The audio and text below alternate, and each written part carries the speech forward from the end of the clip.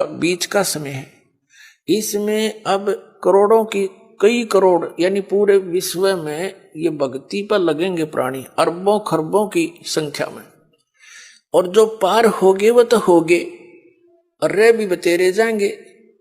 तो वो जो रह जाएंगे ना, उनकी दुर्गति घनी होगी, क्योंकि ये कमाई तो इतनी गजब की बनेगी आपकी। पहले मंत्र से बहुत गजब की कमाई बन जाती है, जबरदस्त भक्ति धन संग्रह होता है आपका।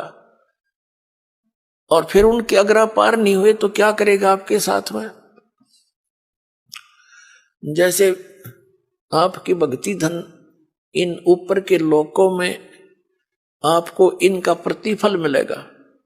जब सतलोक नहीं जान पाए तो फिर ऐसे बनेगी आपके साथ। इस मूल कमल में गणेश जी का जाप है, आपको दिया जाता है। इसका भक्ति धन आपका इकट्ठा हो रहा है, और पार हुए नहीं तो आगे छड़ी यही रहेगी आपकी। फिर ये लुटेरे आपको टर्न बाई टर्न लूटेंगे।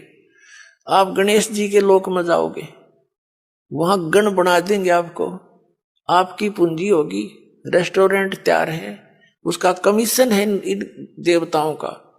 जैसे होटल के मालिक होते हैं, उनका कमीशन होता है वो अलग से, यानी उसमें अपना नारा चार्ज लगाते हैं उस बिल में। तो आप कहीं किसी में 10% आपकी कमाई से, किसी में 15%, किसी में 20-25% ये अपना लेते हैं, तब अपना गुजारा चला रहे हैं। ये कंगाल लोग है 21 ब्रह्मांड तक का उस सतलोक की दृष्टि में।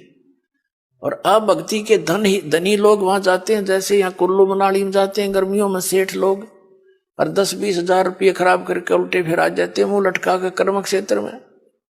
तो आप इस मूल कमल के मंत्र का जाप जो आपको दिया जाता है गणेश जी के लोक में, वहां ठाठ करोगे, यहाँ के नकली ठाठ। जब वहां आपकी ये पूंजी समाप्त हो जाएगी, उसके बाद आपको भेजेंगे ब्रह्मा जी के लोक में, क्योंकि उसका भी जाप आपने कर रखा है। वहां जब आपकी धन खत्म हो जाएगा, फिर जाओगे विष्णु जी के लोक में, क्योंकि उसका उनका भी आपने धन इकट्ठा कर रखा है। फिर उसके रेस्टोरेंट में वहां रहोगे। उसके बाद